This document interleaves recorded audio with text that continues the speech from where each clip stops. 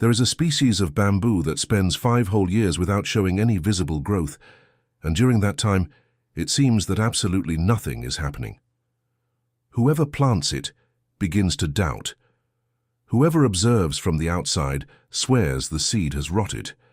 But when the 6th year arrives, this bamboo grows tens of meters in a single season, and what seemed dead reveals itself as the most alive thing in the forest. Jung observed this same pattern in the human psyche and called it by the technical name of individuation, although the world prefers to call it late luck, a turning point, an awakening. What if your life were working exactly like this? This video will show you the 6 psychological stages that precede the greatest transformations of an existence, stages that Jung mapped in silence because no one on the surface of culture wants to hear that real growth begins where the eyes cannot reach. The years you felt you were standing still may have been exactly the years when the most was happening inside you. And the reason you feel that nothing has changed may be, ironically, the strongest sign that everything is about to change.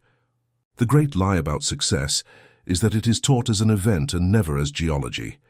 We were prepared for failure, we were prepared for victory, we were prepared for visible results and measurable metrics, but no one prepared you for the years where apparently nothing happens. No one explained the long periods of silence, the sensation of doing everything right without any external evidence, the deep discomfort of building something that no one can see yet. The most difficult stage of a life is not to fail publicly. The most difficult stage is to grow without visible proof that you are growing. Jung called the first of these stages the night journey of the soul, and used this term because what happens in it is literally a descent. The energy you previously spent in the external world begins to be gathered, slowly, as if a silent force decided it was time for you to look within. You lose the direction you had before. Things that worked stop working. People who resonated stop resonating. You feel confusion, stagnation, loneliness, disconnection. And the most common mistake in this phase is interpreting this descent as failure when it is exactly the opposite. You are not stagnant. You are descending to build something deeper. You are not lost, you are being taken to a level where the old identity can no longer reach you. If you feel that something in you is being dissolved without permission, if you feel tired of continuing to play the character you have always played, if you realize that what previously excited you now sounds hollow, if you find yourself in silence when you used to be noise, if you feel that life is taking things away without explanation, then what you are going through is not functional depression. It is the archetypal beginning of individuation. Jung observed that this process never starts by choice. It starts when the persona, that mask we build to survive the gaze of the world, loses the ability to carry the entire soul. And here lives the first villain of this story, this villain called persona. The persona is not evil. It is necessary at the beginning of life. It helps you enter the world, to be accepted, to find a place within a family, a system, a culture. The problem is when the persona overlaps with individuation and begins to dictate who you can be. The problem is when you spend so much time being what they expect you to be that you forget what was buried underneath. And it is precisely at this moment, when the mask is tighter than the face, that the bamboo begins to make noise beneath the ground. Comment below the word raíces if this phenomenon has found you. If you feel that you are rooting in silence while the world outside confuses your depth with slowness. This word is an archetypal sign, an internal marker, a way for the psyche to acknowledge that it has understood what it saw. Write raíces in the comments and follow along with me, because what comes next explains why this process is so lonely and so necessary at the same time. During this phase, one error destroys more people than any other, the error of comparing yourself. While you build roots, others seem to advance. Others receive recognition. Others reach visible goals. Others post victories. Others are cited, awarded, chosen. And you look at your life and see silence. What you don't see is that many of these bright trees on the surface did not descend enough, and therefore will fall in the first serious storm. Deep roots always look slow, seen from above, but it is precisely this slowness that sustains everything that will come later. Jung famously said that he who looks outside dreams, he who looks inside awakens. And this phrase is not poetry, it is psychological geology. The second stage Jung described as sacred compression, and the name matters because most people confuse compression with punishment. You are not waiting, you are accumulating energy. You are not detained, you are being prepared. You are not wasting time, you are building a foundation that will be impossible to topple. All the tension you feel now, all the sensation that something is dammed up inside you, is exactly what needs to happen before the leap. Compression is not punishment. Compression is preparation. The law of the bamboo operates precisely on this principle. For years underground it develops roots, strengthens structures, builds stability. There is nothing to photograph. There is no visible milestone. There is no premature harvest. And that is why, when it finally emerges, nothing can stop it. Visible growth is always preceded by invisible growth, and most people give up exactly in the invisible phase because they were trained to confuse absence of evidence with absence of movement. The third stage Jung baptized as enantiodromia, a Greek word he took from Heraclitus, that describes one of the most brutal and beautiful mechanisms of the psyche. Everything that is compressed for long enough ends up reversing its own direction. The over-tensioned bow releases all its energy at once. The pendulum that goes too far to one side returns with identical force to the other. The accumulated pressure finds inevitable exit. In psychological terms, this means that your life may be approaching a point of total reversal, a point where everything that was swallowed in silence begins to come out in the form of movement. Jung observed that enantiodromia is not an exception, it is the rule.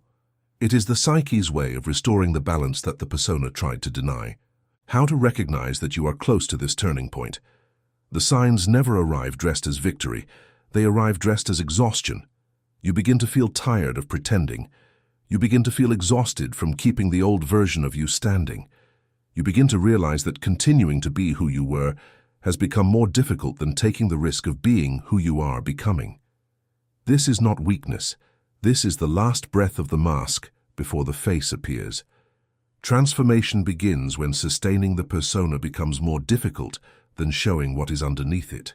If you recognize in yourself an intensity that others call exaggeration, if your depth has already been confused with sadness, if you have always felt out of the collective rhythm because your internal clock is slow and old, if you are someone who blooms late for reasons no one can articulate, if you feel that you have inside you a life you haven't lived yet, but which insists on existing, then you are not deficient. You are what Jung would call a rare personality, someone whose individuation requires its own time, because what is being formed inside you is not common. And here, before continuing, I need to tell you something that many people who read Jung never manage to turn into real life. Understanding the concept is not enough. Knowing that the shadow exists does not integrate the shadow. Recognizing the persona does not dissolve the persona. Identifying enantiodromia does not take you to the other side of it. You can have read 3 Jung books and still wake up stuck, with your life revolving around a version of you that should have already died. Theory without practice becomes one more sophisticated way to avoid the real work. And it is exactly in this gap between understanding and crossing that most people lose 10, 15, 20 years. Your shadow is driving your life and you call it bad luck. Another year pretending, and it will break you for good. The Código do Despertar are the 28 keys that Jung didn't finish, organized as a system of applied individuation with modules, guided active imagination practice, and a small community of people who are crossing exactly the same threshold as you. It is no longer reading. It is a crossing. Someone who went through this same process after years of rereading Jung alone, integrated in 6 months what 20 years of theory had not moved. What years of solitary reading cannot give you, a structured integration delivers. The spots in this circle are limited because the guidance is real. The link is in the first pinned comment before another whole cycle hurts. For those who are ready, the access is right below.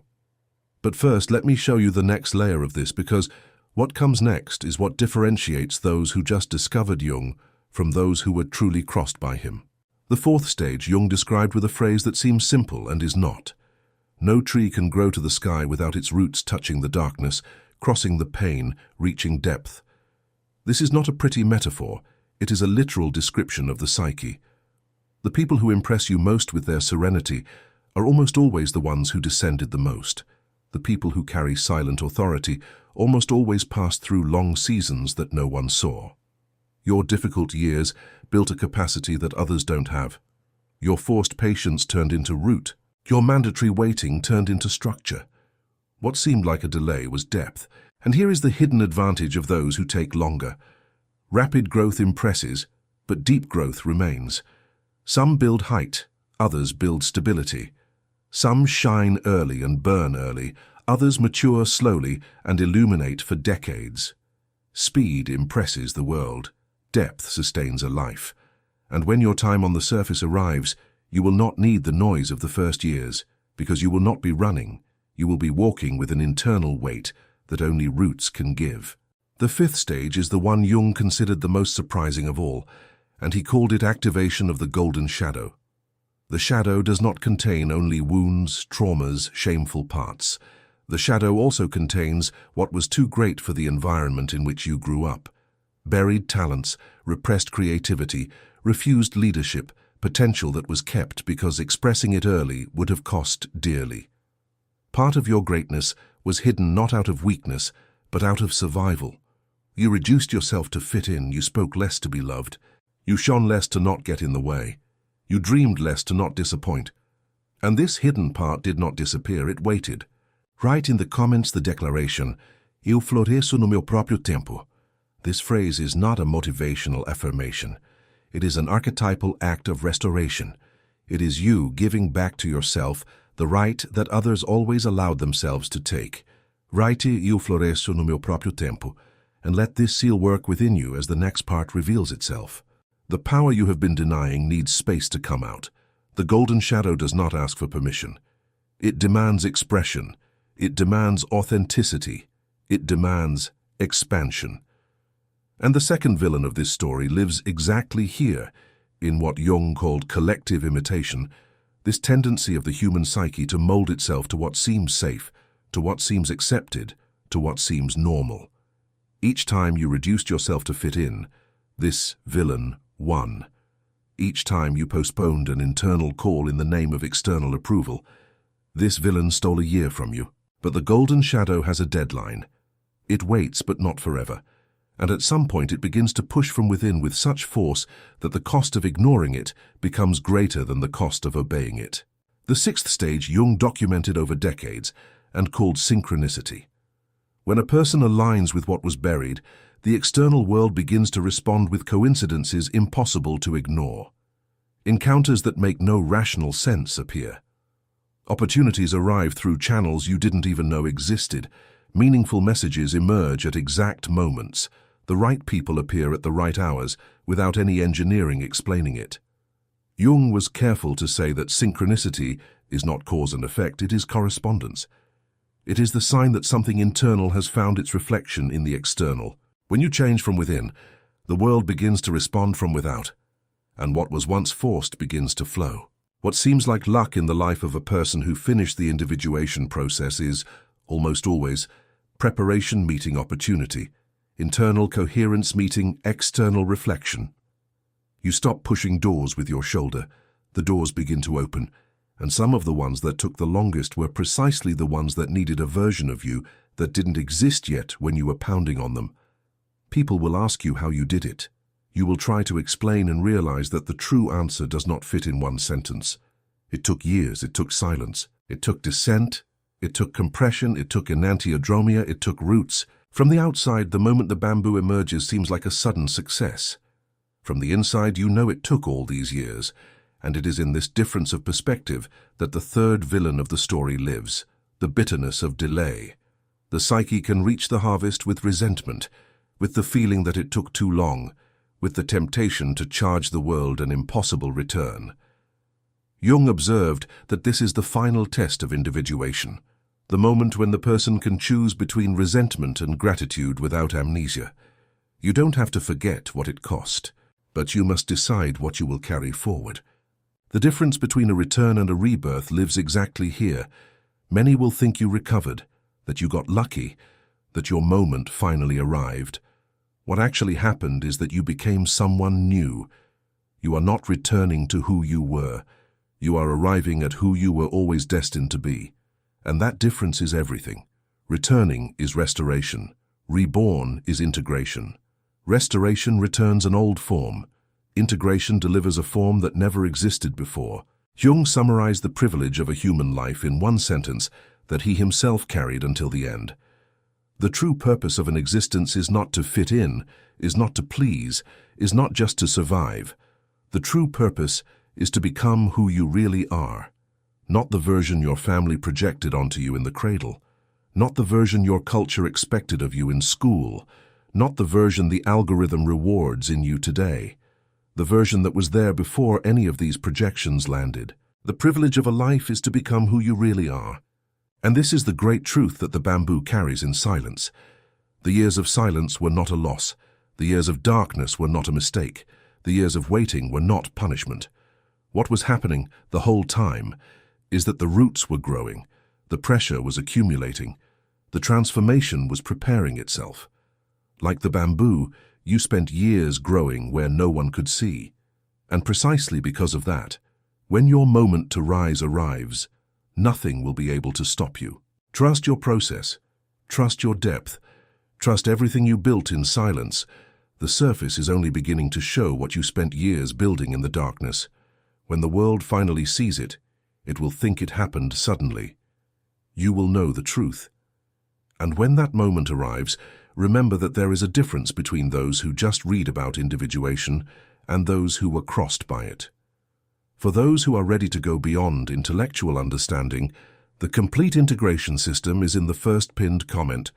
28 keys, real practice, real community, before one more cycle takes its price. Comment raises prontas if you are walking along this path. This word is not a detail. It is a way for your psyche to publicly acknowledge what it had been sustaining in silence. People will see one night of success. You will remember the years of roots. And nothing, absolutely nothing, will be able to change what has already been built beneath the earth.